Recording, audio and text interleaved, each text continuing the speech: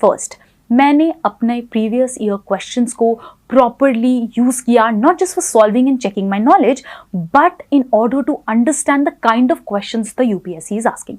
मैंने वहां से थीम्स आइडेंटिफाई किए कि अच्छा अगर फंडामेंटल राइट से क्वेश्चंस पूछे जा रहे हैं, there are so many articles, article 14 to article 32, but then you will see कि आर्टिकल 19, आर्टिकल 21 एंड आर्टिकल 32 ये 3 ऐसे आर्टिकल्स हैं जो यूपीएससी सबसे ज्यादा पूछती है, चाहे वो प्रीलिम्स हो चाहे वो मेंस हो। तो मैंने ये डिसाइड किया कि बाकी फंडामेंटल राइट्स को तो पढ़ना है, बट इन 3 पे I think I need to give very much focus. इन पे सुप्रीम कोर्ट जजमेंट्स मुझे देखने हैं, इन पर कमिटी रिकमेंडेशन देखनी है, इन पे कोई भी चेंजेस अगर आ रहे हैं, कोई भी करंट में चीजें कवर हो रही हैं, I need to keep a track of that. तो ये जस्ट एक एग्जाम्पल था, मैं बताने के लिए, आपको ये समझाने के लिए बताया कि इस तरीके से मैंने अपने प्रीवियस ईयर क्वेश्चंस को हर सब्जेक्ट के लिए यूज किया to identify the themes, to identify the keywords and to identify the dimensions that had to be covered. Second change जो मैंने किया कि मैंने अपनी बुक लिस्ट बहुत छोटी करी। 2022 के एटम में आई रिमेंबर हिस्ट्री के लिए मैंने कम से कम 10 किताबें पढ़ी थी। I had new NCERT, old NCERT, some reference book, Tamil Nadu की एनसीईआरटी, मतलब बहुत सारी चीज़ें मैंने पढ़ ली थी और लास्ट मिनट में मैं उनको रिवाइज नहीं कर पाई थी। तो इस वजह से मैंने इस बार डिसाइड किया there is just one book that I will follow for every subject. तो let me get started with my resources as well. यहीं पर for history for NCERT, for ancient history, I used Tamil Nadu board की NCERT and themes in Indian history part 1, which is the new NCERT of class 12th. Then for medieval मैंने कोई NCERT refer नहीं करी थी क्योंकि medieval usually initially नहीं पूछ रहे थे। 2022 के बाद क्वेश्चंस अपीयर करना शुरू हुए थे, तो मैंने आई थिंक 2021 में एक ऑनलाइन यूट्यूब वीडियो से अपना एनसीईआरटी कंप्लीट किया था। आई थिंक अभी मैं सर्च कर रही थी उन मैम की video and I couldn't get them, so I think they are now not there on YouTube anymore, but तब 2021 में मैंने लेक्चर्स वहाँ से कंप्लीट किए थे। I did not refer to any book for that. Third comes your modern India, उसके लिए मैंने सिर्फ और सिर्फ स्पेक्ट्रम रेफर की थी। आर्ट एंड कल्चर के लिए I used introduction to fine arts which is an NCERT of class 11th, so this was about history. For geography मैंने 11th और 12th की एनसीईआरटी यूज की थी। There are 4 books in total. इसके अलावा मैंने क्लास नोट्स जो मेरे वाजी राम एंड रवि के थे उनको तो फाउंडेशन की तरह यूज़ किया था थोड़ा बहुत, बिकॉज ज्योग्राफी थोड़ा टेक्निकल सब्जेक्ट है। मयोचा सर के नोट्स थे वो मैंने यूज़ किए। और उसके बाद फॉर मैपिंग मैंने खुद से वर्ल्ड मैपिंग करी है, खुद से इंडियन मैपिंग करी है फ्रॉम यूट्यूब जो फ्रीली अवेलेबल वीडियोस हैं। आई नो अभी मैं अगर नाम लूँ चैनल्स का वो मोनेटाइज हो जाएंगे।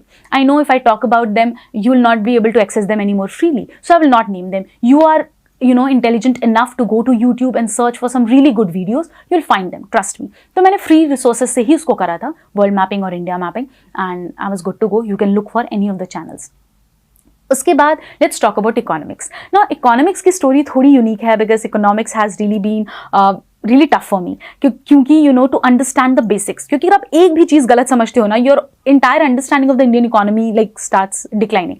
तो I had followed Shyam Sundar sir के notes and he was Shyam sir के notes, he was faculty of Vajiram and Ravi. तो क्योंकि मेरे पास बैकग्राउंड बिल्कुल भी नहीं था तो मैंने उनका नोट्स को यूज़ किया था, एंड जयंत सर के नोट्स। तो these were 2 I used, but as I told, UPSC is all about staying relevant. तो 2018 के वो नोट्स 2020 तक आते तक आउटडेटेड हो गए थे। सो आई टेल यू तब मैंने यूज़ किए श्रीराम IAS के नोट्स जो मैंने मार्केट से उठाए थे। Nothing from paid course, nothing from anywhere else, I just picked up notes from the market. And apart from that मैं हर साल जयंत सर की कुछ वीडियोज़ थी जो यूट्यूब पे फ्रीली अवेलेबल होती थी, करंट उसकी इकोनॉमिक सर्वे और बजट की, I use to follow that. तो उससे मेरा इकोनॉमी स्ट्रांग हुआ। तो just for my foundation I used Vajiram के कोर्स थोड़ा सा इनिशियल डेज में, and then I went on with Shriram IAS, और फिर हर ईयर मैं उसको बेसिकली कॉम्प्लीमेंट करती रहती थी from the economic survey and budget.